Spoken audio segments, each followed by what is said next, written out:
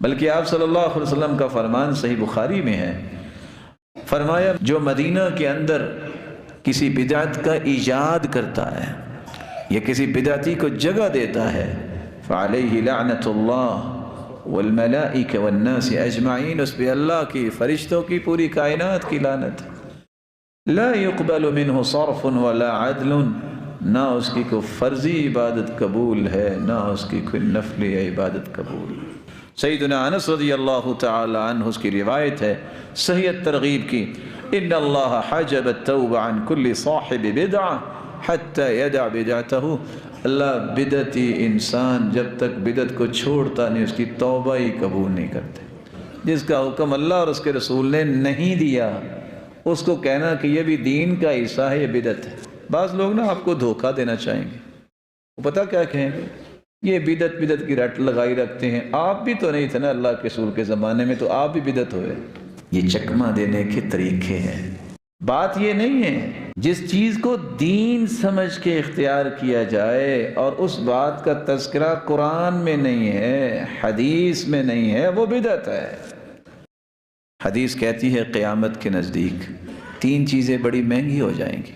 پہلی چیز سنت یعمل بہا، سنت آہستہ آہستہ مہنگی ہو جائے گی، ختم ہو جائے گی، بہت تھوڑے لوگ سنت کے مطابق زندگی گزار رہے ہیں۔ وَأَخٌ لِيُسْتَأْنَسُ بِهِ، ایسے لوگ ختم ہو جائیں گے جس کے پاس بیٹھ کے ایمان تازہ کر لیں۔ وَدِرْهَمٌ حَلْ، حلال لقمہ بہت مہنگا ہو جائے گا، لوگوں میں پرواہ ختم ہو جائے گی کہ حلال و حرام میں تمیز کریں۔ یہ 3 چیزیں بہت مہنگی ہو جائیں گی، اور آج وہی حال ہو گیا۔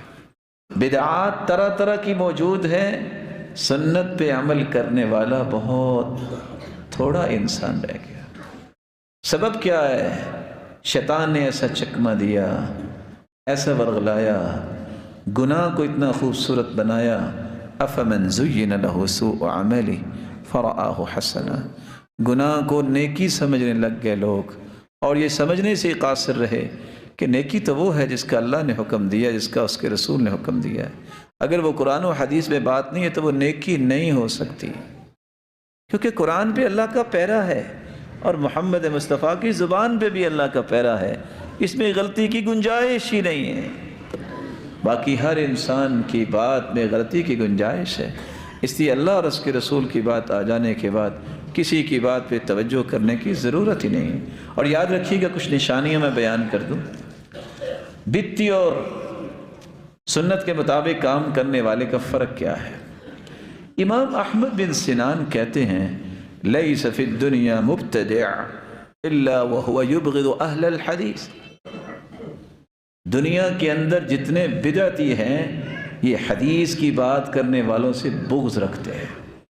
آپ چیک کر کے دیکھیں، کوئی حدیث پیش کیجئے بخاری کی، مسلم کی، اگر تو وہ خوشی سے مان لے تو سمجھ لینا نیکی ہے، اگر وہ آگے سے چمک کھائے سمجھ لینا یہ بدعتی کی نشانی ہے۔